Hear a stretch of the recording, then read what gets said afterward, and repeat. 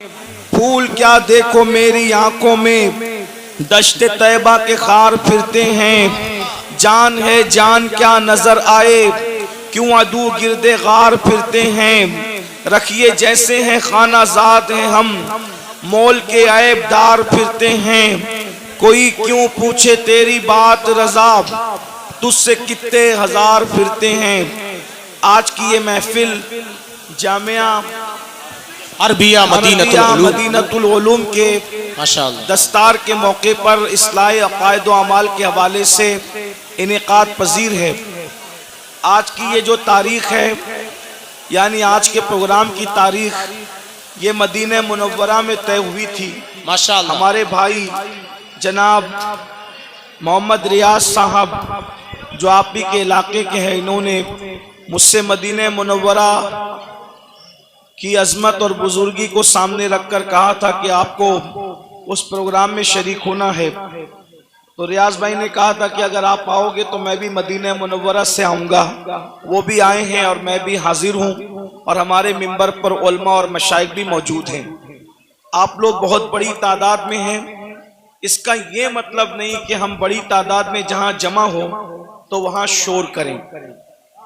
एक बात याद रखें, थोड़ा तवज्जो करें, जरा गौर करें कि हम यहाँ ज्यादा से ज्यादा 5-6 हजार की तादाद में हो सकते हैं, लेकिन एक ऐसा मजमा भी होगा, एक ऐसा मजमा भी होगा जहां पर 5,000, 10,000, 20,000, लाख, 2 लाख, करोड़, 2 करोड़ लोग नहीं होंगे, बल्कि हजरत सैयदना आदम अलैहिस्सलाम से लेकर आखिरी इंसान तक जो दुनिया के अंदर आने वाला है, सारे अव्वलीन और आखिरीन वहां मौजूद होंगे।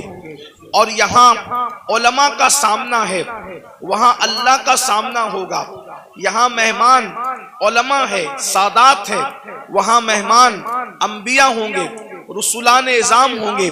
जरा गौर कीजिए उस वक्त की कैफियत क्या होगी, उस वक्त के हालात क्या होंगे। दरअसल आज हमें इस बात की कोशिश करना है कि वो सही अकायद जो आखिरत से मुताल्लिक हैं अपनी कौम तक हम पहुंचाएं। इसलिए कि लोग आखिरत को भूल चुके हैं, लोग आखिरत को फरामोश कर चुके हैं। और ये बात याद रखें, कुरान ने आखिरत की जितनी बात की है, पूरा कुरान उठा करके पढ़ लें, 70% आयतें कुरान की आखिरत से मुताल्लिक है। मैंने कुरान मुकद्दस की जिस आया करीमा की सूरह नबा से तिलावत की है, उसमें अल्लाह तबारक व तआला ने कब्र से उठने का जिक्र किया है। इंसान कब्र से उठेगा, किस तरीके से उठेगा? कब्र से उठने वाला एक ही शक्ल पर नहीं उठेगा। कब्र के अंदर तो सबको इंसान की शक्ल में दाखिल किया जाएगा, लेकिन कब्र से उठते वक्त हर इंसान जो है असल शक्ल पे नहीं उठेगा, इंसानी शक्ल में नहीं उठेगा। कौन किस शक्ल में उठेगा? अब जरा सुनिए अहदीस मुस्तफा और जरा गौर कीजिए। कुरान कहता है यौमा युनफखु फिस्सूरी फतातूना अफवाजा, और उस दिन जब सूर फूंका जाएगा तो लोग फौजो फौज अपनी कब्रों से निकलेंगे, यानी अल्लाह की बारगाह में हाजिर होंगे। तो जब इंसान अपनी कब्र से बाहर निकलेगा तो कब्र से बाहर निकलने की कैफियत क्या है? सहाबे किराम ने पूछा, या रसूल अल्लाह सल्लल्लाहु तआला अलैहि वसल्लम, ये बताएं कि जब इंसान अपनी कब्र से बाहर निकलेगा तो उसकी कैफियत क्या होगी, उसकी हालत क्या होगी, किस पोजीशन में वो निकलेगा? अल्लाह अकबर। दफन करते वक्त तो इंसान काफूर की खुशबू में बसाया हुआ होगा, दफन करते वक्त तो इंसान को कफन पहनाया हुआ होगा, दफन करते वक्त तो इंसान की कैफियत ये होगी, इत्र और सुरमे के अंदर वो मुअत्तर भी होगा और उसकी आंखों पर सुरमे के असरात भी होंगे। लेकिन अल्लाह अकबर, उठते वक्त इंसान की कैफियत क्या होगी। अब जरा गौर से समात करें। अल्लाह अकबर। मेरे आका मुस्तफ़ा करीम रऊफुर रहीम सल्लल्लाहु अलैहि वसल्लम अपने सहाबा से इरशाद फरमाते हैं, ऐ मेरे सहाबा, कुछ लोग क़यामत के दिन जब अपनी कब्र से उठेंगे तो उनकी आंखें नहीं होगी, वो अंधी आंखें लेकर के उठेंगे, आंखों में बीनाई नहीं होगी, वो आंखों में रोशनी नहीं होगी। जरा तसव्वुर तो करें, जो दुनिया में अंधा होगा वो आखिरत में अंधा हो जरूरी नहीं है, जो दुनिया में बीमार होगा वो आखिरत में बीमार हो जरूरी नहीं है। अल्लाह अकबर। इसलिए कि दुनिया की बीमारी की कोई हैसियत नहीं है। अल्लाह अल्लाह। लेकिन मेरे और आपके आका मुस्तफ़ा करीम रऊफुर रहीम सल्लल्लाहु अलैहि वसल्लम इरशाद फरमाते हैं, कुछ लोग अपनी कब्र से अंधे उठेंगे, यानी उनकी आंखें नहीं होगी। अब मुझे बताएं, जब उनकी आंखें नहीं होगी तो वो अल्लाह का दीदार कैसे करेंगे, वो रसूलुल्लाह का दीदार कैसे करेंगे, वो औलिया अल्लाह का दीदार कैसे करेंगे। सहाबे किराम बेचैन हो गए और सहाबे किराम ने अर्ज किया, या रसूल अल्लाह सल्लल्लाहु तआला अलैहि वसल्लम, जो लोग बगैर आंखों के अपनी कब्रों से क़यामत के दिन अंधे उठेंगे, अंधे उठने की वजह क्या होगी? तो मेरे आका इरशाद फरमाते हैं, दुनिया के अंदर नसीहत करने वाले जब उनको नसीहत करते होंगे तो वो नसीहत को नहीं मानते होंगे। दुनिया के अंदर जब उनको अल्लाह से डराया जाता होगा तो वो अल्लाह से डरते नहीं होंगे। मिसाल के तौर पर आज भी आप देखें, बहुत सारे मुसलमान हैं जो अल्लाह रब्बुल इज्जत के बंदे जब उनको नसीहत करते हैं तो वो नसीहत मानते नहीं हैं। मिसाल के तौर पर अल्लाह अकबर, जैसे कि अगर किसी के घर में शादी में डीजे बजाया जा रहा हो, म्यूजिक बजाया जा रहा हो, गाने बजाया जा रहा हो, और अगर कोई आलिम कहे कि भाई डीजे न बजाओ ये हराम है, गाने न बजाओ ये हराम है, तो पलट करके नसीहत नहीं मानते, बल्कि क्या कहते हैं, दौलत हमारी है, मौलवी का क्या बिगड़ता है, माल हमारा है, मौलवी का क्या बिगड़ता है। सुन लो, अल्लाह के नबी ने तुम्हें वक्त से पहले आगाह किया, मरने वालों मौत आनी है, मरने के बाद क़यामत के दिन कब्र से उठना है। अगर तुम नसीहत नहीं मानते और दौलत के नशे में, गुरूर और घमंड के अंदर डूब करके खुदा की नसीहत को पीठ के पीछे डालते हो तो क़यामत के दिन अंधे उठने के लिए तैयार हो जाओ। सुन लो, दौलत के गुरूर और घमंड में खुदा की नसीहतों को फरामोश करने वालों, यहाँ किसी की आंखें अंधी होगी, कोई रास्ता पकड़ करके चला देगा, यहाँ किसी की आंखें अंधी होगी, कोई सहारा दे करके पार लगा देगा, यहाँ किसी की आंखें अंधी होगी, कोई ना कोई मदद के लिए आ जाएगा। मगर क़यामत के दिन अल्लाह की नसीहतें न मानने की बुनियाद पर जब तुम्हें अल्लाह अंधा उठाएगा, न वहां लाठी होगी, न कोई सहारा होगा, न कोई मददगार होगा। अंदाजा फरमाए, क़यामत के दिन दफन होने के बाद अपनी अपनी कब्रों से उठना है। बोलो, नसीहत मानते हैं लोग? आजकल बहुत से लोग नसीहत नहीं मानते। और एक बात बताऊं, नसीहत मानना ये भी ईमान की अलामतों से एक अलामत है। नसीहत मानना ईमान की निशानियों में से एक निशानी है। कुरान कहता है, वदक्किर फ़इन्न ज़िक्रा तनफ़उल मुमिनीन, कि नसीहत करो, कि नसीहत मोमिनीन को फायदा देती है। पता चला जो नसीहत कबूल करते हैं वो मोमिन लोग हैं, और जो नसीहत कबूल नहीं करते वो अपने बारे में खुद सोचें कि वो क्या है। इसलिए नसीहत कबूल करो।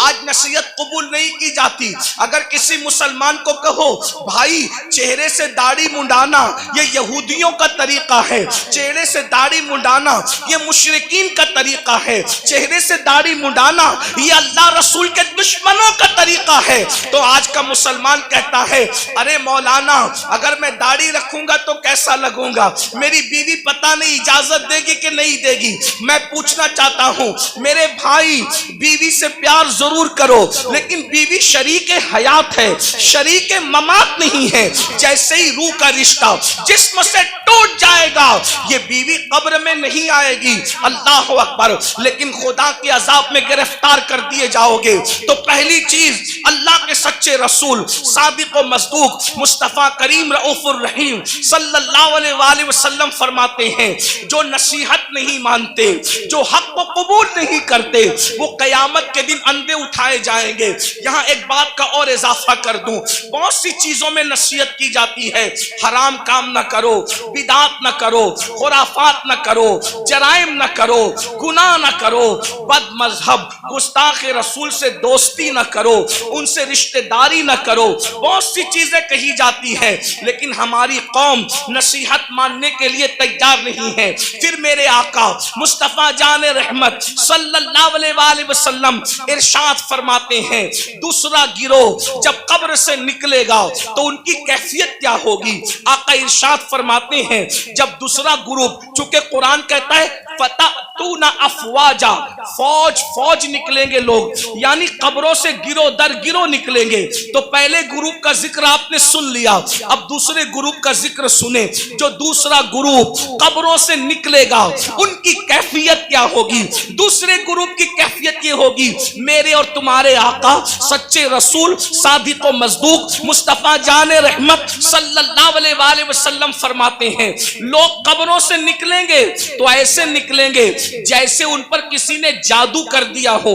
हालांकि उस दिन कौन किस पे जादू करेगा, जैसे जादू जिस पे किया जाता है तो उसका चेहरा कैसे बेरौनक होता है, सूना सूना होता है, उसके चेहरे पर जो है हसासियत नहीं होती, उसका चेहरा जो है अल्लाह अकबर खूबसूरत नहीं लगता। बल्कि सिर्फ समझाने के लिए कह रहा हूं, चेहरा मनहूस सा लगता है, डरावना सा लगता है। आका फरमाते हैं कुछ लोग अपनी कब्रों से उठेंगे, मफहूम के तौर पे अर्ज कर रहा हूं, तो ऐसा लगेगा कि जैसे उन पे किसी ने जादू किया, हालांकि किसी ने जादू नहीं किया होगा। ऐसा लगेगा जैसे इसको किसी आसेब ने छू लिया, लेकिन उसको आसेब ने नहीं छुआ होगा। अल्लाह अकबर। आका इरशाद फरमाते हैं उनके पेट मटकों की तरह बड़े बड़े होंगे, कुछ के पेट कमरों की तरह बड़े बड़े होंगे। कुछ लोगों का हाल ये होगा, वो उठकर खड़े रहने की कोशिश करेंगे तो गिर गिर जाएंगे। अल्लाह अकबर। उनके पैर छोटे होंगे, उनके हाथ छोटे होंगे और उनके पेट मटकों की तरह और कमरों की तरह बड़े बड़े होंगे। वो चलना चाहेंगे तो गिर जाएंगे। अल्लाह अकबर। सहाबे किराम ने अर्ज किया, या रसूल अल्लाह सल्लल्लाहु अलैहि वसल्लम, वो कौन लोग होंगे जिनकी हालत ये होगी, ऐसा लगेगा कि वो नशे में है, मगर वो नशे में नहीं होंगे। ऐसा लगेगा वो जादू किए हुए हैं, हालांकि उन पे जादू नहीं होगा। ऐसा लगेगा कि वो आसेब ज़दा है, हालांकि वो आसेब में नहीं होंगे। उनके पेट कमरों की तरह, उनमें सांप और बिच्छू होंगे। साहबे किराम ने पूछा तो आका फरमाते हैं जिन लोगों ने दुनिया में सूद खाया होगा, जिन लोगों ने दुनिया में सूद के धंधे किए होंगे, वो इस हालत में उठेंगे कि वो चल नहीं सकेंगे। अल्लाह अकबर। वो चल नहीं सकेंगे। उनकी कैफियत ये होगी जैसे जानवरों को हाँक करके जंगल में चरवाहा लेकर के जाता है, वैसे जलील करके फरिश्ते उनको जानवरों की तरह हाँकते हुए मैदान महशर में लाएंगे। अल्लाह अकबर। जरा तसव्वुर तो करो, जरा गौर तो करो, उस दिन की जिल्लत क्या जिल्लत होगी, उस दिन की रुसवाई क्या रुसवाई होगी। आज इजी मनी के चक्कर में, शॉर्ट टाइम के अंदर तरक्की करने के चक्कर में इंसान ना हलाल देख रहा है ना हराम देख रहा है। मेरी कौम के जवानों, दौलत तो नचनियों को भी मिल जाती है, दौलत तो जिस्म बेचने वालों को भी मिल जाती है, दौलत तो चोरी करने वालों को भी मिल जाती है। अरे दौलत ही सब कुछ नहीं है, दौलत एक दिन खत्म होने वाली है, दुनिया एक दिन खत्म होने वाली है। यहां से लेकर क्या जाओगे? अरे हलाल कमाया हुआ जब साथ नहीं ले जाओगे तो हराम कमाया हुआ क्या साथ लेकर के जाओगे? जरा सोचो तो सही, जरा तसव्वुर तो करो। ये कोई मुकर्रिर नहीं कह रहा है, ये कोई जलसे का नाजिम नहीं कह रहा है, ये कोई मामूली इंसान नहीं कह रहा है, ये तुम्हारे और मेरे नबी फरमा रहे हैं। अल्लाह अकबर। लोग, सूदखोर लोग अपनी कब्रों से ऐसे उठेंगे जैसे वो नशे में है, हालांकि वो नशे में नहीं होंगे, जैसे वो पागल है, हालांकि वो पागल नहीं होंगे, जैसे वो आसेब ज़दा है, वो आसेब ज़दा नहीं होंगे। जरा सोचिए आज किस तरीके से अल्लाह अकबर सूद को प्रमोट किया जा रहा है, ब्याज को प्रमोट किया जा रहा है। याद रखिए शायद इसी दौर के लिए कहा गया था, जो सूद से बचने की कोशिश करेंगे सूद का गर्दो गुबार उन तक पहुंच करके रहेगा, सूद का गर्दो गुबार उन तक पहुंच करके रहेगा। आज ऐसा तो नहीं कि हम उसी दौर में जिंदगी गुजार रहे हैं। अल्लाह अकबर, सूद लेन देन मुस्लिम आबादियों में इतना बढ़ चुका है कि लोगों को ख्याल ही नहीं रहता कि हम हराम कमा रहे हैं। एक बात मुझे याद आई, आगे बढ़ने से पहले इस हदीस को मैं आगे बढ़ाऊं उससे पहले बीच में एक रिवायत याद आई। मेरे भाइयों जरा सोचो, जरा गौर करो।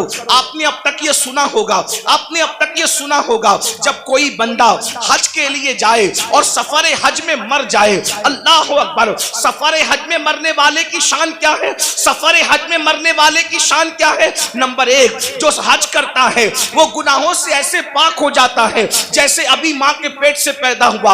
हज करने वाले के सारे गुनाह बख्श दिए जाते हैं। हत्ता के हाजी की शान ये है कि हाजी 700 ऐसे लोगों की बख्शिश करवाएगा जिन पर जहन्नम वाजिब हो चुका होगा। हाजी की शान ये है। अल्लाह अकबर। लेकिन कोई हाजी बने तो सही, हाजी सब कहलाते हैं, हाजी है कितने? जो वाकई हाजी होगा वो 700 लोगों की बख्शिश कराएगा।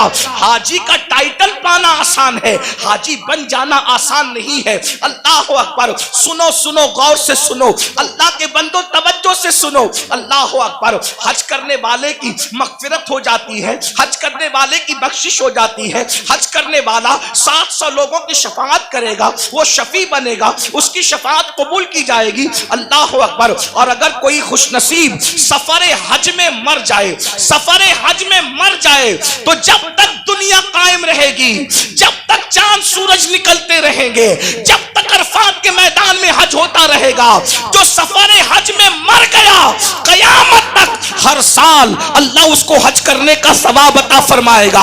एक रिवायत में आया है, उसका हम शक्ल एक फरिश्ता पैदा किया जाएगा जो कयामत तक उसके लिए हज करता रहेगा। बोलो सफर हज में मरने की फजीलत क्या है? मगर अब सुनिए, दिल के कानों से सुनिए, जरा गौर से सुनिए। अल्लाह अकबर। एक काफिला सफर कर रहा था, सफर करते करते जब वो आगे बढ़ा हज के सफर में, तो उन्होंने क्या देखा? एक बंदे का इंतकाल हो गया। और जब उसका इंतकाल हो गया, सोचा हाजी है, हाजी साहब का इंतकाल हो गया। अभी काबे तक पहुंचे भी नहीं थे कि हाजी साहब का इंतकाल हो गया। हाजी साहब का इंतकाल हुआ तो उनके चेहरे पे कपड़ा ढांक दिया गया। जब कपड़ा ढांक दिया गया, थोड़ी देर के बाद लोगों ने सोचा चलो गुस्ल दे दो, चलो कफन पहना दो ताकि हम इनको दफन कर सकें। जैसे ही गुस्ल देने के लिए चेहरे से कपड़ा हटाया तो क्या देखते हैं कि हाजी साहब का चेहरा गधे की तरह हो गया, गधे की शक्ल इख्तियार कर गया। अल्लाह अकबर। पूरे काफले में कोहराम मच गया, पूरा काफला बेचैन हो गया। अरे सफर हज में मरना तो बड़ी सआदत की बात है, लेकिन सब रोने लगे, सब बेचैन होने लगे, दुआ करने लगे और दुआ करते थे, या अल्लाह तू किसी पे जुल्म तो नहीं करता, सफर हज में मरने वाला इसका चेहरा गधे की तरह हो गया। अल्लाह अकबर। तो किसी की आंख लगी तो ख्वाब में इरशाद फरमाया गया, तुम इसके गधे की तरह चेहरा होने पर अफसोस और ताज्जुब करते हो, ये नहीं पूछते कि इसका चेहरा सफर हज में भी आखिर गधे की तरह क्यों हो गया। जब पूछा गया तो बताया गया, ये सूद के पैसे से हज पे आया था और ये सूद का कारोबार करता था, इसलिए बतौर इबरत इसकी शक्ल को गधे की तरह कर दी गई। मेरे प्यारे आका अलैहिस्सलातु व तस्लीम के प्यारे दीवानों, दुनिया दुनिया दुनिया की मोहब्बत, दुनिया का माल, कुरान कहता है अल्हाकुमुत तकासुर हत्ता ज़ुरतुमुल मक़ाबिर, हलाक कर दिया तुमको माल की मोहब्बत ने, यहां तक कि तुम कब्रों के गढ़ों तक पहुंच गए। माल की मोहब्बत से निकलो। माल कमाना बुरा नहीं है, लेकिन माल की मोहब्बत में मजहब व मसलक का सौदा करना बुरा है, आखिरत को फरोख्त करना बुरा है। याद रखिए ये दुनिया है। एक बात मैं आपसे कहता हूं, आप बहुत अच्छे से सुन रहे हैं, 99% लोग अच्छे से सुन रहे हैं, 1% लोग अगर गड़बड़ कर रहे हैं, ये मैं उनके ईमान और अकीदे पे छोड़ता हूं, क्योंकि कुछ लोग ऐसे होते हैं जो अपने वजूद के होने की गवाही में चिल्लम चाट करते हैं, उन्हें करने दीजिए। मेरी तवज्जो 1% लोगों की तरफ नहीं, मेरी तवज्जो उन 99% खुशनसीबों की तरफ है जो अपनी आखिरत को बेहतर बनाने के लिए यहां बैठे हैं, जो अल्लाह की रजा के लिए यहां बैठे हैं। 1% लोगों में चाहे जमीन पे बैठे लोग हों, चाहे मिंबर पे बैठे लोग हों, जो गड़बड़ करे उनको करने दीजिए। आप सुनिए, अब उस 1% में से भी 50% उसमें से भी इधर आ गए हैं और माशाल्लाह सब सुन रहे हैं। आधा % उसमें से अब लोग अगर कुछ हैं उनको करने दे वो जो कर रहे हैं। लेकिन गौर से सुनिए, एक बात आपसे कहता हूं, हम झूठ बोल के माल कमा लें, हम सूद के जरिए माल कमा लें, हम चोरी के जरिए माल कमा लें, किसी जरिए माल कमा लें, थोड़ा जरा गौर कीजिए। अगर हम पीवर हलाल के जरिए भी माल कमाएं तो मुझे बताइए माल किससे वफा करता है? जो हमसे वफा करेगा। एक बात याद रखना, माल जरूर कमाओ मगर माल के चक्कर में अल्लाह को मत भूलो। यही तो फिरौनियत है। देखो, मालदार फिरौन भी है, मालदार उस्मान गनी भी है, मालदार नमरूद भी है, मालदार सुलेमान अलैहिस्सलाम भी है, मालदार जो है वो कारून भी है और मालदार जुल्करनैन भी है। लेकिन फर्क क्या है? दोनों मालदारों की मजम्मत नहीं है। सैयदना उस्मान गनी को माल के बदले में जन्नत बेची गई है। अगर माल बुरा होता तो उस्मान गनी की भी बुराई की जाती माज़अल्लाह माल की बुनियाद पर। लेकिन कोई उस्मान गनी की बुराई नहीं करता। अल्लाह अकबर, कारून की बुराई होती है, उस्मान की बुराई नहीं होती। वजह, माल ने कारून को अल्लाह का बाकी बना दिया और माल ने उस्मान गनी को जन्नती बना दिया। माल बुरा नहीं है, माल का इस्तेमाल बुरा है। हुकूमत मिली, नमरूद बिगड़ गया। हुकूमत मिली सुलेमान अलैहिस्सलाम को, हुकूमत ने नहीं बिगाड़ा, बल्कि जब भी नेमत मिलती है तो सुलेमान अलैहिस्सलाम कहते हैं कि सुबहान रब्बियल आला। नमरूद कहता है अना रब्बुकुमुल आला और सुलेमान कहते हैं सुबहान रब्बियल आला। माल बुरा नहीं है, माल के चक्कर में अल्लाह को भूल जाना बुरा है। अब आपसे पूछता हूं, कितने ही मालदार हैं हम? थोड़ा गौर, मिंबर वाले भी गौर।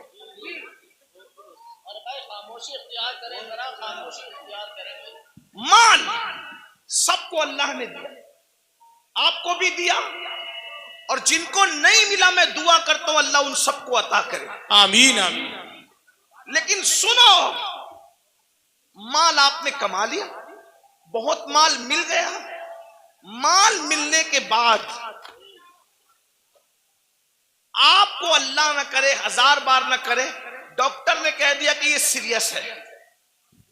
कितने भी बीमार हैं आप, अल्लाह ना करे, अल्लाह आपको कभी बीमार ना करे, सबको सेहत दे।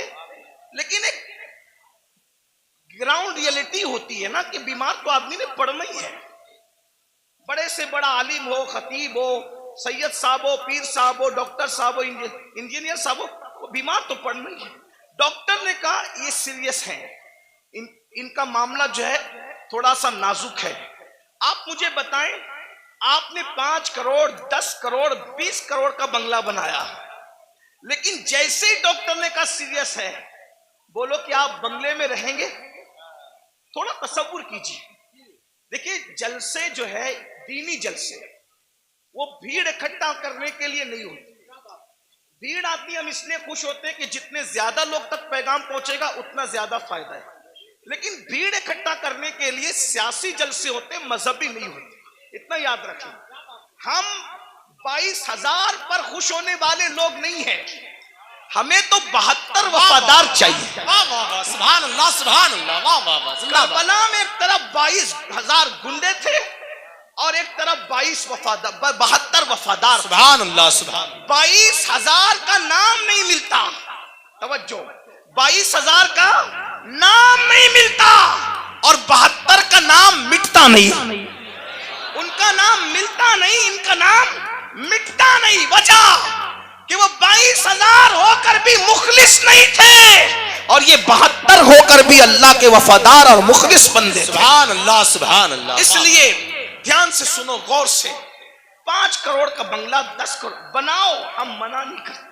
हमारा तसव्वुफ तो कादरी तसव्वुफ है, अच्छा खाओ, अच्छा पहनो, अच्छे अमल करो, हम मना नहीं करते। हम दकियानुसी फिक्र के लोग नहीं हैं। हम लोग ऐसा नहीं कहते कि जो जितना धार्मिक होगा वो उतना शादियों से दूर होगा ना। मजहबी बनकर बल्कि मजहबी बनने का ढोंग रचाकर शादी ना करना और फिर सफेद दाढ़ी होने के बाद रेप केस में जेल में पड़े रहना, ये कौन सी मजहबियत है? ये कौन सी मजहबियत? हमारा मजहब तो ये, जब मजहब की जान मोहम्मदुर रसूलुल्लाह निकाह करते हैं, बात है, तो निकाह करना ये मजहब के खिलाफ नहीं है, बल्कि निकाह करना ये तो मजहब का हिस्सा है। अल्लाह सुभान अल्लाह सुभान अल्लाह। अपना मजहब इतना अजीम मजहब है, इंजॉय के सारे रास्ते बताता है, बस ये कहता है हराम न करना। जैसे तवज्जो करें, दूसरे लोगों का हाल, दूसरों से मुराद कोई टारगेट पे नहीं है, लेकिन आप ढूंढे गूगल पे वो दूसरे कौन है, थोड़ा आप भी अपनी जिम्मेदारी निभाएं। ऐसा नहीं कि इंटरनेट पर सिर्फ फिल्में ही देखें, इंटरनेट पे जरा ऐसे लोगों को भी तो सर्च करो जिनको लोग ढूंढ रहे हैं। कुछ लोग कहते हैं मजहबी हैं इसलिए सैर नहीं कर सकते, घूम फिर नहीं सकते। मैंने वो कहा वो किसी का फरसूदा मजहब होगा जिसमें सैर नहीं कर सकते। मेरा मजहब कहता है सीरू फिल अर्द, जमीन की सैर करो, बल्कि सैर भी हमारे यहाँ सुन्नत है। क्यों? इसलिए कि जब हमारा नबी सैर करता है, तवज्जो, हमारा नबी सैर करता है, और कैसी सैर, जिसकी सैर को कुरान यूं बयान करता है, सुब्हानल्लज़ी अस्रा बिअब्दिही लैलन मिनल मस्जिदिल हराम इलल मस्जिदिल अक्सा अल्लज़ी बारकना हौलहू लिनुरियहू मिन आयातिना इन्नहू हुवस समीउल बसीर। अल्लाहु अकबर। जब नबी ने सैर की है तो उम्मती सैर क्यों ना करे? लेकिन सैर बता दी गई जी, जब सैर करने जाओ तो पाप न करो। क्या बात, वाह वाह वाह वाह वाह, बहुत अच्छा हजरत। सैर करने जाओ तो शराब न पियो। सुभान अल्लाह। सैर करने जाओ तो औरतों पर पाप की नजरें न डालो। हम भी सैर करते हैं, रसूलुल्लाह ने भी सैर की। जब हुजूर पहुंचे मस्जिद अक्सा तो अल्लाह ने उनकी मेहमानी की, माशाअल्लाह। हुजूर के सामने दो चीजें आई, अलग अलग रिवायत है, मौके की मुनासिबत से दो चीजें पढ़ रहा हूं, तीन का भी जिक्र है। हुजूर के सामने दो चीजें आई, शराब भी रखा गया, दूध भी रखा गया। तवज्जो, सैर है, सैर में अल्लाह की तरफ से बतौर इम्तिहान शराब भी रखा गया, दूध भी रखा गया। दोनों में से जो चाहो पियो, इसलिए कि आदमी जब सैर के लिए निकलता है तो अपनी मौज में होता है। आदमी जब हुजूर के लिए नहीं कह रहा हूं, मैं जनरल बात कर रहा हूं, सैर के लिए निकलता है अपनी कैफियत में होता है, सैर के लिए निकलता है अपने अंदाज में होता है। सैर में अच्छे अच्छों को पहचान सकते हो कि कौन कितना मुत्तकी है। आम सफर में पहचान में आ जाते हैं तो सैर में तो और पहचान में आते हैं। जब हुजूर के सामने रखा गया दूध और शराब, हुजूर ने शराब नहीं पिया, हुजूर ने दूध पिया। हुजूर ने दूध पिया। जिब्रील ने कहा हुजूर आपने अच्छा किया, शराब नहीं पिया। अगर शराब पी लेते तो आपकी पूरी उम्मत गुमराह हो जाती। उस सैर में नबी ने शराब नहीं पिया, दूध पिया। बता दिया मेरे उम्मतियों, हम सैर के लिए निकले, शराब छोड़कर दूध पिया। तुम भी निकलना, शराब को हाथ मत लगाना, दूध पियो तो जायज है, शराब पीने की इजाजत नहीं है। हुजूर नारे तकबीर, नारे रिसालत, मसलके आला हजरत, जामिया अरबिया मदीनतुल उलूम, जश्ने दस्तार बंदी। वाह वाह वाह, सुभान। सैर करने के लिए गोवा जाओ, मना नहीं है। समुंदर देखना, दाएं बाएं नहीं देखना। ये भी हमारे नबी की सैर में। हुजूर जा रहे थे मस्जिद अक्सा, हुजूर जा रहे थे मस्जिद अक्सा। एक ने कहा मेरी तरफ देखें, मैं बतौर मफहूम पेश कर रहा हूं, उलमा जान रहे मैं कहां से पढ़ रहा हूं। मेरी तरफ देखे, हुजूर ने नहीं देखा। दूसरे ने कहा मेरी तरफ देखे, हुजूर ने नहीं देखा। तीसरे ने कहा मेरी तरफ देखे, नहीं देखा। हुजूर सैर तो कर रहे हैं मगर साथ वो निगाह जिसके बारे में मेरे इमाम कहते हैं, नीची आंखों की शर्मो हया पे दुरूद, ऊंची बीनी की रिफत पे लाखों सलाम। अल्लाह अकबर। तालीम उम्मत के लिए सैर भी हो रही है, नजर नहीं भटक रही है, नजर अपने मकसद पे लगी हुई है। जब मस्जिद अक्सा पहुंचे तो जिब्रील ने कहा या रसूलल्लाह आपने अच्छा किया, आपने उस बुढ़ी को नहीं देखा है? उस बुढ़िया को नहीं देखा। वो बुढ़िया जानते जो बन सवर का सच सवर के आई थी कौन थी? आपने नहीं देखा ना उस बुड्ढी को, हुजूर ने मैं नहीं देखा।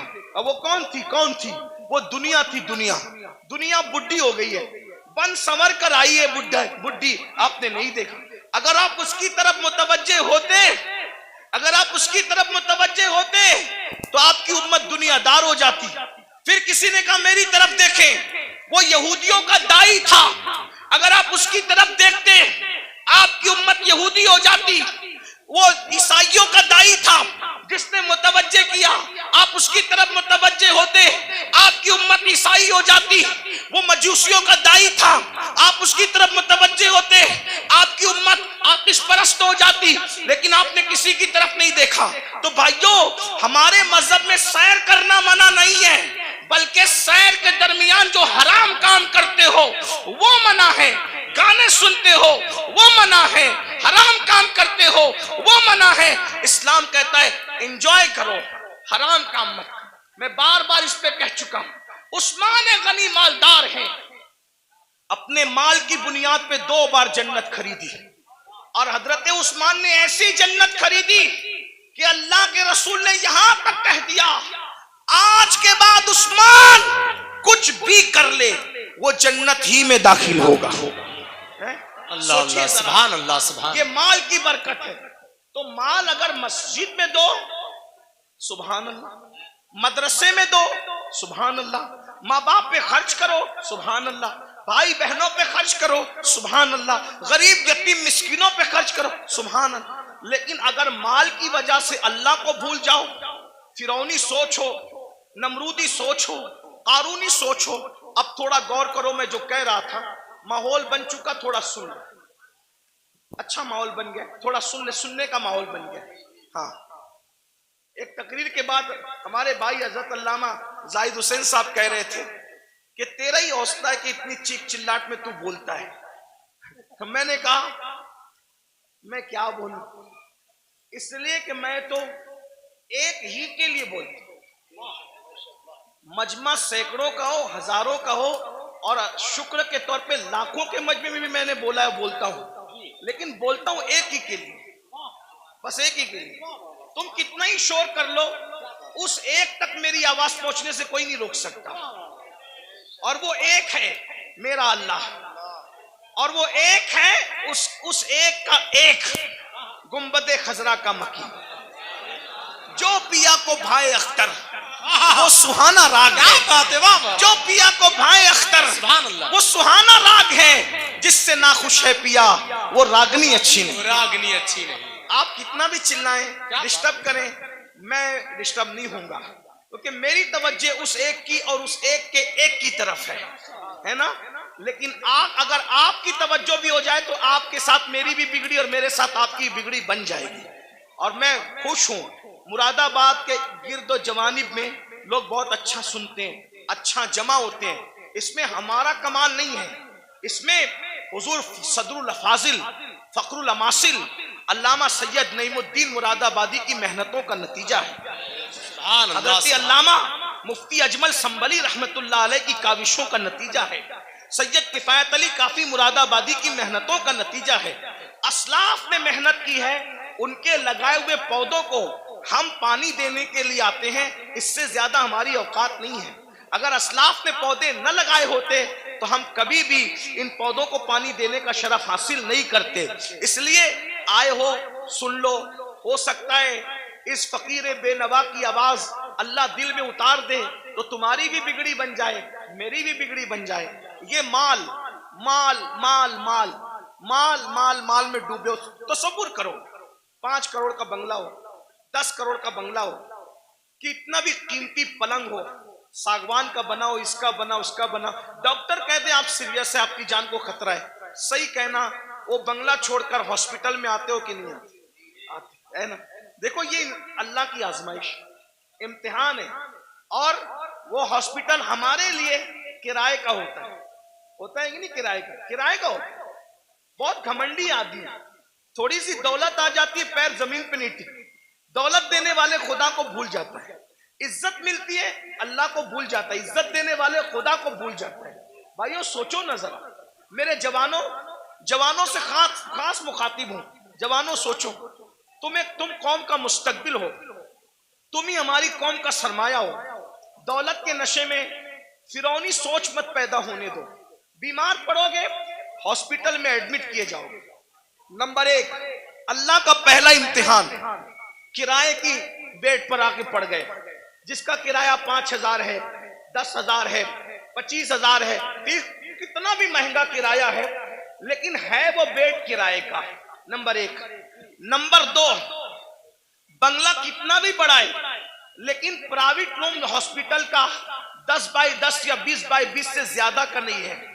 नंबर 3, कितने भी कीमती कपड़े हों, कितने भी कीमती कपड़े हों, सारे कीमती कपड़े उतार लिए जाते हैं और हॉस्पिटल के मामूली से सस्ते कपड़े पहना दिए जाते हैं। यही है। अब अगर सेहत हासिल करके घर पहुंच गए तो सुभान अल्लाह, वरना अगर मरे तो किन कपड़ों में है? किस पर घमंड कर रहे हो, किस पर इतरा रहे हो? यही माल है ना जो मस्जिद में जाने नहीं देता। दुकान का शटर बंद करके नमाज के लिए मस्जिद में जाऊंगा तो कितने कस्टमर चले जाएंगे। जालिम सोच, ये माल की हैसियत। माल से बड़ा बेवफा कोई है? माल से बड़ा गद्दार कोई है? और तू इस माल से दिल लगाया जो माल ने बीमारी में भी तेरे काम ना आया। इस महल से दिल लगाया जिसने बीमारी में भी तुझे घर से बेघर कर दिया। हॉस्पिटल के कपड़ों में तू मरा, हॉस्पिटल की 4 दीवारी में तूने आखिरी सांसें ली। ये तेरे माल की औकात है? अरे काश तू माल भी कमाता, लेकिन माल में तू अल्लाह को नहीं भूलता, घमंड नहीं करता। माल कमाता, ज़कात देता, माल कमाता, नमाज पढ़ता, माल कमाता, गरीबों की मदद करता, माल कमाता, हज उम्रा करता, माल कमाता, लोगों को, कमजोरों को मजबूत बनाने की कोशिश करता। लेकिन अफसोस, इस माल ने मेरी कौम के जवानों को घमंडी कर दिया। उन भाइयों को आगे बढ़ने से पहले एक बात करता हूं, 2 बातें करके बात खत्म कर लूंगा। बस 2 बातें, आखिरी की 2 बातें, एक और एक सुने। एक बार बादशाह हारून रशीद हज के लिए निकला। हारून रशीद बादशाह हज के लिए निकला।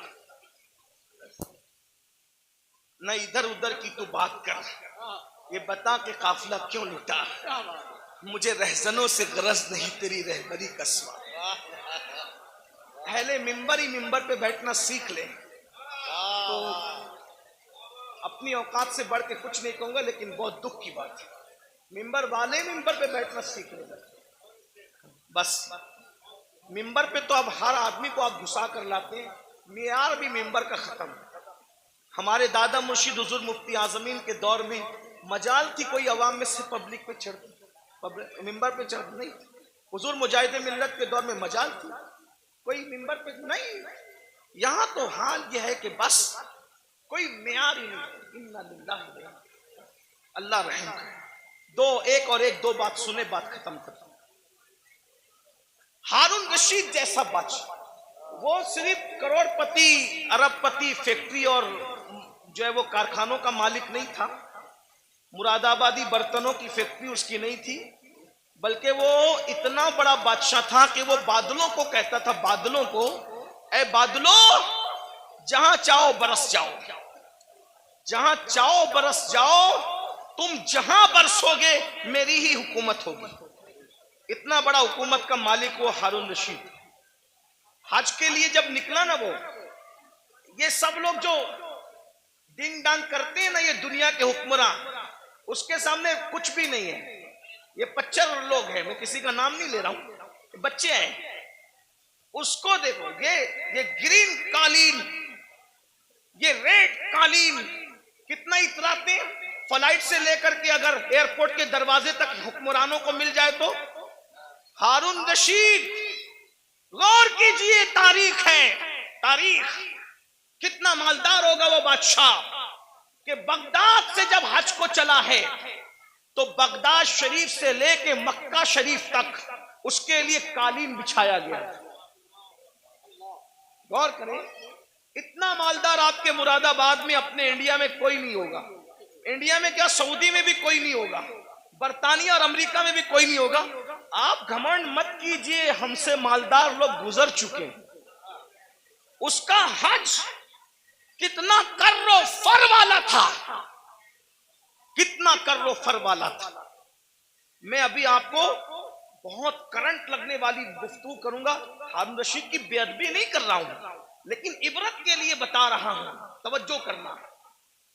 इतना बड़ा कर्रो फर वाला आदमी मक्के शरीफ तक कालीन बिछा उसके लिए कि कहीं बादशाह का पैर जमीन पे न पड़े।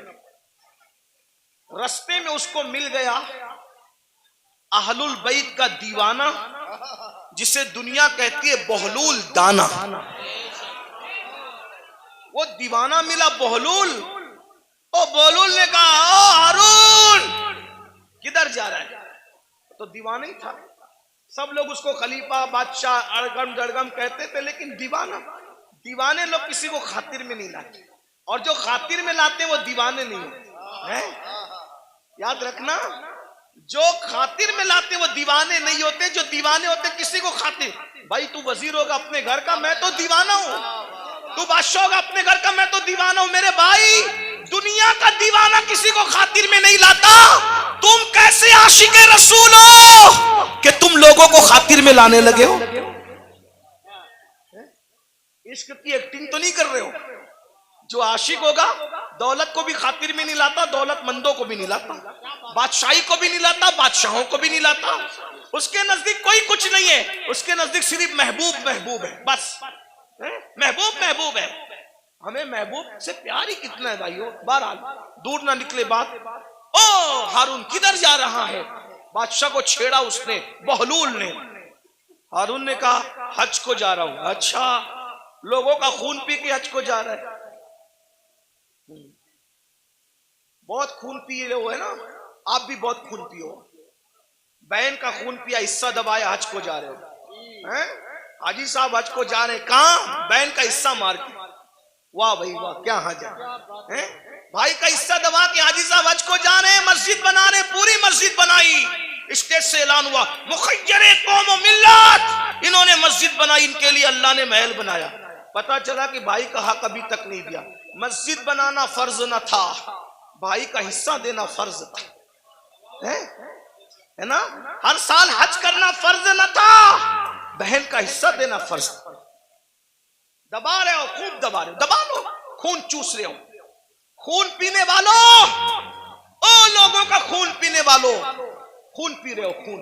मेरे मुर्शिद हुजूर गौस पाक कहते थे, दिन भर रमजान शरीफ में पानी नहीं पीते, शरबत नहीं पीते, खाना नहीं खाते, और इफ्तार करते हो तो लोगों के खून से करते हो। आप में की भी बहुत सारे लोग खून से इफ्तार करते, खून से। रूह अफ़ज़ा नहीं पीते, खून पीते हो, खून पीते हो। खजूर नहीं खाते, मक्के मदीने मुनव्वरा की, खून से इफ्तार करते हो। वो कैसे? सबके हाथ में खजूर तो नजर आती है, मगर वो खजूर नहीं होती, वो खून होता है। क्यों? अगर आपने झूठ बोलकर किसी को धोखा देके माल कमाया था और उससे खजूर खरीदी थी, दिखने को तो खजूर थी, मगर वो लोगों का खून था। किसी का कर्जा लेके हड़प कर लिया था, उससे इफ्तार का दस्तरखान सजाया था, देखने को तो वो फल फ्रूट और रूह अफ़ज़ा थे, मगर वो लोगों का खून था। कब तक लोगों के खून से इफ्तारी करोगे? कब तक लोगों के खून से इफ्तारी करोगे? भूखे प्यासे रहने के सिवा कुछ नहीं मिलने वाला। गौस पाक फरमाते थे, लोगों के खून से इफ्तारी करते, हराम माल से इफ्तार करने वाले तू लोगों के खून से इफ्तारी करता है, सूद से इफ्तारी करने वाले लोगों के खून से इफ्तारी करता है। यहां मैं मुसलमानों को कह दूं, मेरे भाइयों, नमक से इफ्तार कर लेना, नमक से, मगर किसी हराम के दस्तरखान पे कभी इफ्तारी करने मत जाना। वाह जिंदाबाद। आज तो तुम्हारे लिए हुकूमतों के ऑफिसों में दस्तरखान बिछते, इफ्तार पार्टियां हो रही हैं। मुसलमानों का खून चूसने वालों के साथ इफ्तारी करने वालों, तुम्हें शर्म नहीं आती? क़यामत के दिन रसूलुल्लाह को मुंह क्या दिखाओगे? और गैरत का सौदा ना करो, गैरत का जनाजा ना निकालो। नबी ये पाक का आशिक वो होता है, उसके बदन पर पेवन वाला लिबास तो हो सकता है, उसके बदन पर गुनाहों के धब्बे वाला लिबास नहीं होता। गैरत सीखो, गैरत। इकबाल ने कहा था, ऐ ताहिरे लाहौती, उस रिस्क से मौत अच्छी जिस रिस्क से आती हो परवाज में पहुंचाए। क्या बात है हजरत, जिंदाबाद जिंदाबाद, वाह वाह वाह। बहरहाल हारून से बहलूल ने कहा, मैं बहलूल की बात नकल कर रहा हूं, हारून की कोई तौहीन नहीं करो। अगर कोई हारून का चाहने वाला हो तो प्लीज वो मेरे ऊपर कोई इल्जाम नहीं। मैं सिर्फ हारून की बात इबरत के, और जो बात इबरत के तौर पे कही जाती है कोई बेहतरीन है तो क्या लोगों का खून चूस के, बादशाह था ना भाई, खून चूस के जा रहा है आज को। हारून ने कुछ नहीं कहा। और बहलूल ने कहा, बड़ा घमंड है ना तेरी हुकूमत पर। अब भी सुनो आप, बहुत घमंड है तुझे अपनी हुकूमत पे, और तो होना भी चाहिए। बादशाह ने कहा होना भी चाहिए। ओ बहलूल पागल, तुझे क्या पता हुकूमत की लज्जत क्या होती है। पर मैं तेरी हुकूमत की हैसियत मेरे नजदीक एक गिलास पानी से ज्यादा भी नहीं है, गिलास भर पानी से ज्यादा नहीं है तेरी हुकूमत की कीमत। बहुत घमंड न कर, बहुत घमंड न कर। बहलूल की बात पर हारून ने हंसना था, हंसा जैसे हम लोग की बात पे भी लोग हंसते हैं। हम लोग जब इस तरह की बातें करते हैं लोग हंसते हैं, मौलवी लोग को देखो पागल हुए हैं, दौर इतना तरक्की कर गया, ये अभी तक यही करते हैं। कब्र में क्या होगा, हश्र में क्या होगा, और ये क्या होगा, वो क्या होगा। देखो दुनिया तरक्की कर रही है, दुनिया पिज्जे खा रही है, अभी ये कब्र के बिच्छुओं को लेके बैठे। ठीक है, जो कहना है कह लो, लेकिन नबी ने जो कह दिया वही होगा। पिज्जा खाने वाले हो, बर्गर खाने वाले हो, बिरयानी खाने वाले हो, या फाका करने वाले हो, या रोजा रखने वाले हो, कब्र में जाओगे। जिसके लिए नबी ने जो कह दिया सो वही हो करके रहेगा। मौजिजा मेरे नबी का कह दिया तो हो गया, आपने कतरे को दरिया कह दिया तो हो गया। तुम्हारे मुंह से जो निकली वो बात हो के रही, उन्होंने जो कहा वो हो करके रहेगा। और बहलूल ने कहा, तेरी हुकूमत की कीमत एक गिलास पानी से ज्यादा की नहीं है, बड़ा घमंड मत कर, इतना मत। उसने कहा, एक गिलास पानी कहाँ का, ये बता।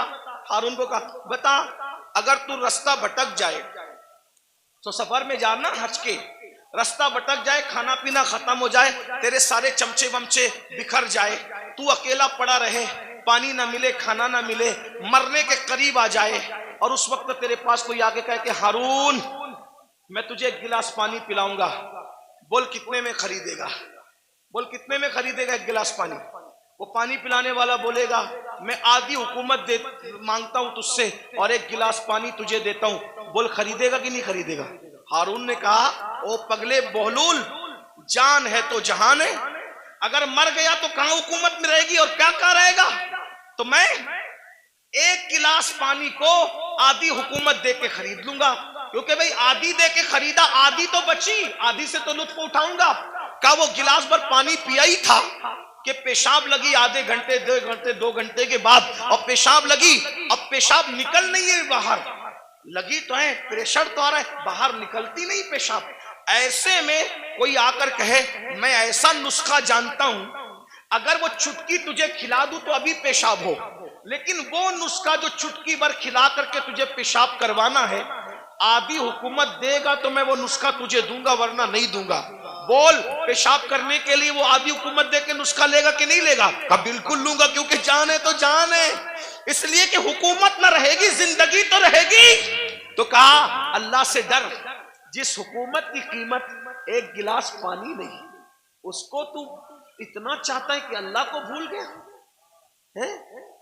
बताओ हारून रशीद की कब्र पर कितने लोग जाते हैं फातिहा करने, कितने लोग हारून रशीद के नाम पे न्यास करते हैं, हारून रशीद के नाम पे कितने लोग जलसा करते हैं, कितने लोग जुलूस करते हैं, वो है, कितने लोग उसकी मुरीदी का ऐलान करते हैं। बादशाह था, बादशाह, इतना बड़ा बादशाह कि बादलों को कहता था जहां जाओगे जा करके बरस जाओ, मेरी हुकूमत होगी। लेकिन ना नाम है, ना अल्लाह पर कोई दुआ करने वाला है, ना कोई नाम लेने वाला है, ना कोई तारीफ करने वाला है। अल्लाह अकबर, फिर कह रहा हूं तौहीन के तौर पे नहीं, इबरत के तौर पे कह रहा हूं, है कोई उसके नाम का जलसा जुलूस करने वाला?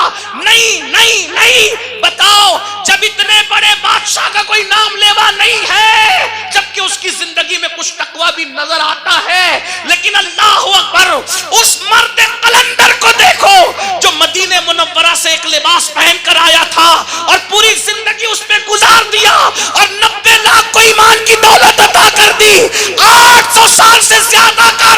गुजर रहा है। हिंदुस्तान में कोई कोना ऐसा नहीं है कि रोजाना गरीब नवाज को खिराज अकीदत न पेश किया जाता। नारे तकबीर, नारे रिसालत, उनके नाम फैजाने ख्वाजा गरीब नवाज मसलके आला हजरत, उनके नाम के डंके न बजाए, ये हमारे लिए इबरत है। इसलिए दौलत के नशे में अल्लाह को मत भूलो। तो आका अलैहिस्सलाम फरमाते हैं दूसरा गुरोह जो अपनी कब्र से निकलेगा तो उनका हाल क्या होगा? वो पागलों जैसे दिखेंगे, पागल नहीं होंगे, आसिफ ज़दा दिखेंगे, आसिफ। और आखिरी बात इस उन्वान की, आका फरमाते तीसरा ग्रोह, तीसरा ग्रुप जब अपनी कब्र से निकलेगा तो वो जर्रे बेमिकदार से भी कम होगा। एक तो जर्रा होता है और जर्रे में जर्रे बेमिकदार से भी कम होगा। उनकी शक्लें तो इंसानों जैसी होगी लेकिन वो बिल्कुल बारीक से जर्रे जर्रे दिखाई देंगे। अल्लाह की कुदरत, बारीक बारीक जर्रे दिखाई देंगे, वो बारीक बारीक जर्रे। और जानवर उनको कुचलेंगे मैदान महशर में, और इंसान उनको पैरों तले कुचलेंगे मैदान महशर में। और जब इंसान और जानवर उनको कुचल लेंगे तो कुचलने के बाद उन जर्रे बेमिकदार की शक्ल में उठने वाले इंसानों को पकड़कर जो जहन्नम के अंदर कैद खाना होगा उस कैद खाने में ले जाकर के कैद कर दिया जाएगा। जरा गौर कीजिए, फिर आका फरमाते हैं उस कैद खाने में उनको नारुल अनियार, नारुल अनियार नाम का मशरूब पिलाया जाएगा। एक तो जर्रे बेमिकदार में उनको उठाया जाएगा, इंसान और फरिश्ते उनको पैरों तले कुचलेंगे, फिर उनको पकड़कर जहन्नम के कैद खाने में ले जाया जाएगा, उसमें उनको नारुल अनियार पिलाया जाएगा। सहाबा ने पूछा या रसूल अल्लाह ये नारुल अनियार क्या है? तो आका फरमाते हैं ये जहन्नमियों का खौलता हुआ पीप है जो उनके जिस्म से निकलेगा, और जहन्नम की सड़ी हुई आग है जो उनकी गिज़ा बनेगी। सहाबा ने पूछा आका वो जर्रे बेमिकदार वाले लोग और वो जहन्नम के अंदर कैदी लोग, नारुल अनियार पीप पीने वाले लोग, जहन्नम की सड़ी हुई आग खिलाई जाने वाले लोग, वो कौन होंगे? तो आका फरमाते हैं वो दुनिया में वो लोग होंगे जो घमंड करते होंगे, तकब्बुर करते होंगे। मैं चौधरी, चौधरी का बेटा, मैं मालदार, मालदार का बेटा, मैं पढ़ा लिखा, पढ़ा लिखे का बेटा। इल्म पर घमंड करने वाले, अमल पे घमंड करने वाले, नसब पे घमंड करने वाले, तकवे पे घमंड करने वाले, किसी किस्म का घमंडी होगा, कयामत के दिन उसको जर्रे बेमिकदार में उठाया जाएगा। ऐ मेरी जवानों आपसे पूछता हूँ, ये घमंड ही तो है जो आपको उलमा के करीब नहीं होने देता, ये तकब्बुर ही तो है जो लोगों को आज दिन से करीब नहीं होने देता। थोड़ी सी दौलत आ गई, गरीब रिश्तेदारों को भूल गए, घमंड कर रहे हैं। थोड़ी सी डिग्री आ गई, दीनदारों को हकीर समझ रहे हैं। अभी देखो ये बच्चे जो हाफिज़े कुरान हुए, कोई इज्जत नहीं हमारे समाज में, आलिमों की और हुफ्फाज की कोई इज्जत नहीं। जबकि हम इनको क्या कहते हैं? नायबे रसूल। कागज पे कुरान लिख दिया जाए तो उसको सर पे रखा जाता है, और सीनों पे कुरान लिख दिया जाए है तो उनको मस्जिद में वो लोग आके बात सुनाते हैं, घर में जिसकी बीवी उसकी बात नहीं सुनती। कागज का लिखा हुआ कुरान सर पे आए, सीनों पे लिखे हुए कुरान की क्या कद्र कर? भाइयों कद्र करना चाहिए। ये जो बेकदरी उलमा की करते हो, बेकदरी हुफ्फाज की करते हो, दीनदार तबके आप लोग नहीं करते, आप लोग तो बहुत मोहब्बत करते हैं। लेकिन इंटरनेट के जरिए से आवाज वहां तक पहुंचती है जो घरों में बैठे हैं, जो हमें सुनना नहीं चाहते। इंटरनेट के बहुत से नुकसानात है, लेकिन कुछ फायदे ये भी हुए कि जो तबका हम लोगों की आवाज से नफरत करता था वो भी कहीं ना कहीं चुपके चुपके सुनने लगा, और कहीं ना कहीं बर्फ पिघलने लगी। हाँ, ये हो रहा है फायदा, कुछ नुकसान भी हुआ। हाँ, इसीलिए आपसे कहता हूं इंटरनेट के सामने बैठते हो तो बड़े वकार से बैठा करो। आपके बैठने से किसी को हिदायत भी मिल सकती है, और मिंबर पे लड़ने से किसी का ईमान भी जा सकता है। इसका ख्याल रखना, इसलिए कि आपको अपने बेगाने सब देख। आपकी छोटी सी मिंबर पर की हुई झड़प किसी ईमानदार को कुफ्र तक ले जा सकती है, इतना याद रखना। इसलिए जरा होश से, मिंबर पे कोई लड़ने आए तो उससे हाथ जोड़ के कहो मैं हार गया तू जीत गया, इसलिए कि मैं हारा हुआ कहलाऊंगा चलेगा, लेकिन मेरी वजह से कोई मेरे मसलक और मजहब से बेजार होकर के कुफ्र की तरफ जाए, मुझे ये गवारा नहीं। इसका ख्याल रखा जाए, बहुत हमें ख्याल करना होगा, क्योंकि हमें लोग देखती है, दो आंखें देखती है तो लोग इतना मोहतात होते हैं, ये हजारों आंखें देखती है। ये इंटरनेट की जो है वो नहुसत या जो वो निफासत कुछ कम नहीं है। इसकी नहुसत भी बुरी है, इसकी निफासत भी बड़ी है, लेकिन इतना याद रखें ये दो आंखें नहीं देखती है इंटरनेट पे बैठने वालों को, करोड़ों आंखें देखती है, और आप उनका तसव्वुर नहीं कर सकते कि कौन कौन देखता है। इसलिए मिंबर पर हम खुदा के लिए 2 घंटे ही सही इस तरह बैठें कि हमारे बैठने को देखकर लोग मजबूर होके कहे, जब ये इस तरह बैठता है तो गरीब नवाज कैसे बैठते हैं, ये इस तरह बैठता है तो गौसे आजम कैसे बैठते हैं, ये इस तरह बैठता है तो इमाम अहले सुन्नत कैसे बैठते हैं। ये हमारा अंदाज होना चाहिए, अल्लाह करे हमें तौफीक मिले। लेकिन गुरूर और घमंड का क्या किया जाए। आज हमारा जवान तबका, नई नस्ल उलमा का मजाक उड़ा रही है, हुफ्फाज की इज्जत नहीं कर रही है। मेरे जवानों, अगर दौलत के नशे में घमंड किया, हुस्न के नशे में घमंड किया, किसी भी किस्म का तकब्बुर किया, तो अल्लाह के रसूल फरमारे कब्र से जर्रे बेमिकदार की शक्ल में उठोगे, बेमिकदार, और पूरा मैदान महशर तुम्हें पैरों तले कुचलेगा, जहन्नम की कैद में डाले जाओगे, नारुल अनियार जहन्नम का पीप खोलता हुआ पिलाया जाएगा, जहन्नम की सड़ी हुई आग खिलाई जाएगी। इसलिए खुदा के लिए घमंड छोड़ दो, तकब्बुर छोड़ दो और सोचो मैं इंसान हूं और सिर्फ इंसान, मैं इंसान हूं और सिर्फ इंसान हूं। और इंसान क्या है? मिन नुत्फा, इंसान को अल्लाह ने नापाक कतरे से पैदा किया, इंसान को अल्लाह ने सड़ी हुई मिट्टी से पैदा किया। मेरे भाई, सड़ी हुई मिट्टी और नापाक कतरे से तू पैदा हुआ है। अगर इबादत करके तू अल्लाह को मना ले तो तू फरिश्तों से बेहतर है, और अगर तू अल्लाह को राजी न कर सका तो फिर माज़अल्लाह तू जानवरों से भी बदतर है। जो आखिरी बात कहने के लिए कहा था वो आखिरी बात यह है, इमाम गजाली के उस्ताद थे, इमाम गजाली के उस्ताद, गजाली जैसी हस्ती जिसने 500 से ज्यादा उस दौर में किताब लिखी, आज से 900 साल पहले, और उनकी किताबें आज भी दुनिया में मौजूद है। तो इमाम गजाली के उस्ताद थे, उनके सामने एक नौजवान छोकरा लड़का अकड़ के चल रहा था।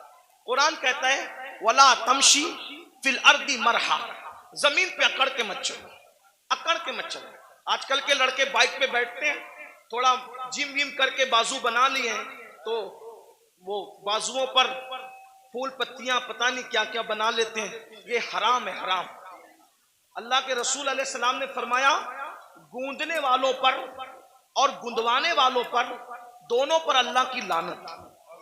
हाँ, ये गूंदने गुंदाने का सिलसिला पहले इस्लाम के दुश्मन लोग करते थे, हमारा काम नहीं है।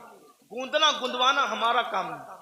हमारे बाजुओं पर निशान नहीं होते, हमारे चेहरों पर सजदों के निशान होते हैं, और वो भी काले निशान नहीं, अनवार के निशान होते हैं, चमक होती है। सीमाहुम फी वुजूहिम मिन असरिस सुजूद, चेहरे चमकते हैं। जिम करो, मजबूत बनो, ताकतवर बनो।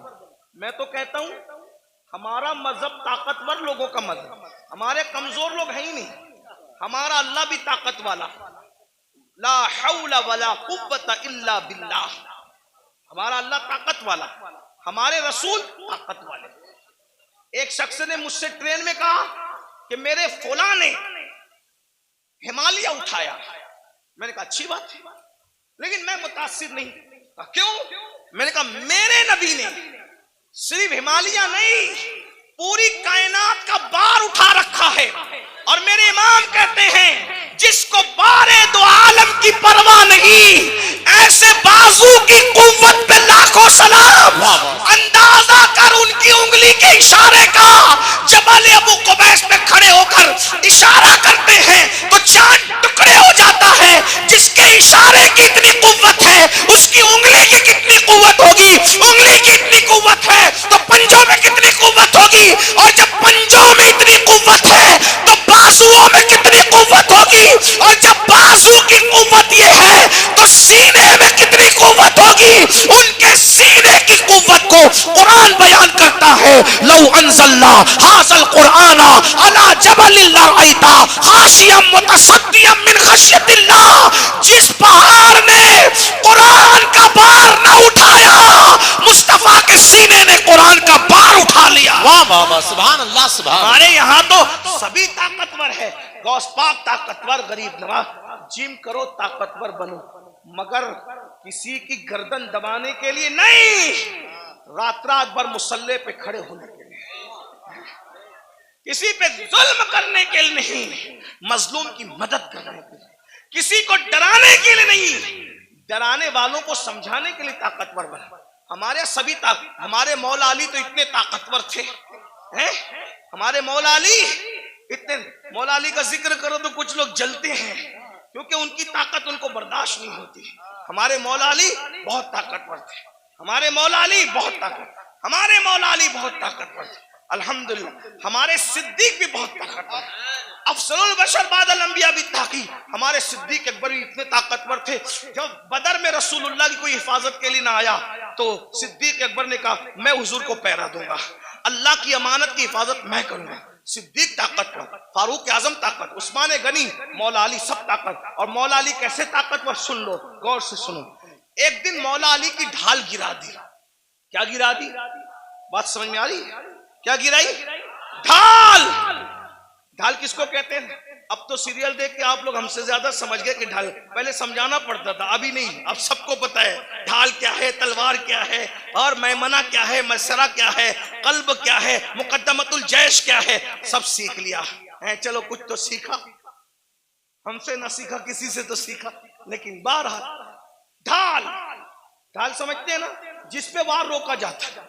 मरहब ने मेरे मौला की ढाल पे वार किया और ढाल दो टुकड़े कर दी। मेरे मौला को आया गुस्सा, और तूने मेरी ढाल काटी और ढाल तोड़ी, अब मैं तुझे सजा क्या देता हूं? मेरी ढाल काट के ये ना समझना कि मैं पलट कर जाऊंगा, क्योंकि अली कहते ही उसको है जो पलट कर न जाए। अली का नाम था हैदरे कर्रार, पलट कर भागने वाला नहीं, पलट कर हमला करने वाला। अब अली अगर सिपर लेने के लिए, ढाल लेने के लिए पलट कर जाता तो दुश्मन कहता अरे कभी तो पलट कर भागे थे, लेकिन अली ने कहा पलट कर नहीं जाऊंगा, बल्कि मौला ने कहा तूने मेरी ढाल तोड़ी, अब मैं किसको ढाल बनाता हूं देख। आगे बढ़े और खैबर का दरवाजा उखाड़ कर अली ने उसी को ढाल बना लिया और उसी को लेके जंग करते रहे, करते रहे, करते रहे। और जब उसको उठा करके फेंका है तो अली का फेंका हुआ दरवाजा 70 लोग मिलकर भी अपनी जगह से उठा न सके। नारे तकबीर, नारे रिसालत, नारे हैदरी। कभी दीवार हिलती है, हजरत, कभी दर कांप जाता है, अली का नाम सुनकर अब भी खैबर। हम अली वाले हैं, लेकिन वो अली वाले हैं जो सिद्दीक को अफजलुल बशर मानते हैं। वाह वाह, सुभान। हम वो अली वाले हैं जो फारूक आजम को आदिलों का सरदार मानते हैं। हम वो अली वाले हैं जो उस्मान को एक नूर वाला नहीं बल्कि 2 नूर वाला ज़ुन्नूरैन मानते हैं। हम वो अली वाले, बहुत अच्छा, अल्हम्दुलिल्लाह, सुभान। और वही सच्चे अली वाले हैं जो अली को भी मानते हैं और मौला अली की भी मानते हैं। तो आखिरी बात जो कहने चला था, क्या वो नौजवान पहलवान था, बाजू मोटे मोटे थे, घमंड में इतरा के चल रहा, अल्लाह को इतरा के चलना पसंद नहीं, इतरा के चल रहा था। इमाम गजाली के उस्ताद ने कहा ए लड़के, इतरा कर घमंड से मत चल। उसने पलट कर नसीहत नहीं मानी और हजरत को कहा आप मुझे जानते हैं मैं कौन हूं? आप मुझे जानते हैं मैं कौन हूं? इमाम गजाली के उस्ताद ने कहा बेटा अच्छी तरह जानता हूं कौन है। कहा कौन हूं मैं? फरमाया तेरी इब्तिदा पानी का नापाक कतरा है और तेरी इंतहा कब्र की सड़ी हुई मिट्टी है, इससे ज्यादा तेरी कोई औकात नहीं है। बस मेरी भी गुजारिश यही है, हम पानी के नापाक कतरे से पैदा हुए, इतना नापाक, इतना नापाक, इतना नापाक, ज़बान हया इजाजत नहीं देती कितना नापाक, लेकिन एक जुमला हया के पर्दे में सुन ले, इतना नापाक है कि बाहर निकल आए तो गुस्ल फर्ज कर दे, इतना नापाक। और कब्र की वो सड़ी हुई मिट्टी जिसमें कीड़े मकोड़े हैं, ये हमारा हाल है। अगर अल्लाह नाराज है तो ये हाल है, और अगर अल्लाह को मना लिया तो फिर कोई सड़ी हुई मिट्टी नहीं है, कोई सड़ी हुई। अगर अल्लाह को मना लिया तो मिट्टी नहीं, सड़ी हुई नहीं, बल्कि इंशाअल्लाह कफन को भी मिट्टी का धब्बा ना लग सकेगा। अगर खुदा को मना लिया, आओ आज अहद करो। शाबान का महीना चल रहा है, अल्लाह के रसूल रजब से ही तैयारी करते थे रमजान शरीफ की। नेकियों का मौसम बहार आने वाला है, बरकत वाला महीना। एक नेकी 70 के बराबर, फर्ज 70 फर्जों के बराबर।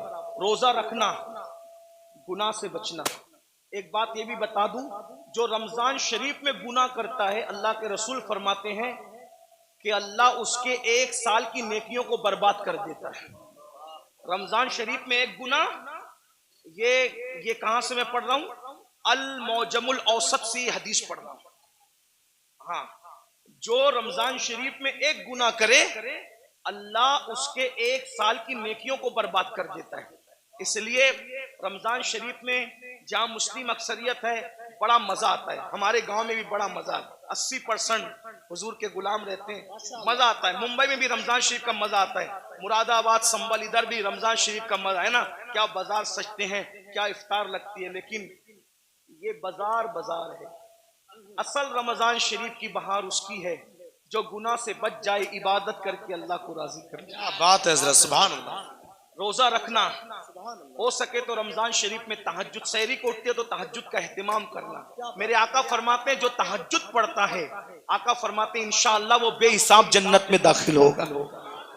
तो नहीं साल भर पढ़ सकते तो रमजान शरीफ में 2 ही रकत पढ़ लेना, ज्यादा उसके यहाँ बहुत ज्यादा की जरूरत नहीं है, वो बहुत थोड़े अमल पे राजी हो जाते हैं। सहरी में उठो जल्दी से, 5 मिनट पहले उठ जाओ, वुजू करो, 2 रकत पढ़ो तहज्जुद, दोनों में 3-3 बार कुल अल्लाह पढ़ो और अल्लाह से कहो। अल्लाह कहता है मैं पहले आसमान पे तजल्ली करता हूँ, पहले आसमान पे रात के आखिरी हिस्से में तजल्ली करता हूँ और कहता हूँ मांग क्या मांगता है, जो मांगेगा तू, तो जो मांगते हो। लेकिन उस वक्त तो सहरी में आप क्या करते हैं, उस वक्त भी आप व्हाट्सएप, लोग उस वक्त भी ऑनलाइन रहते हैं, जरूरत के तहत रहते हो, अच्छी बात है। उस वक्त अल्लाह फरमा रहा है मांग मैं दूंगा, आप ऑनलाइन हो।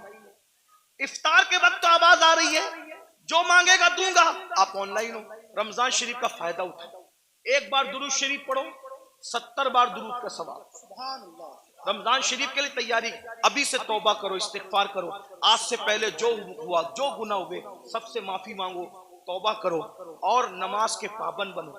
सोच ये तय कर लो, आज कौन सी तारीख है शाबान की, 4 तारीख है ना, 4 गुजरी। ये 4 क्या है पता है तुम्हें, ये 4 शाबान तुम्हारे और मेरे इमाम हैं, इमाम हुसैन की विलादत की तारीख है। सुभान अल्लाह, सुभान।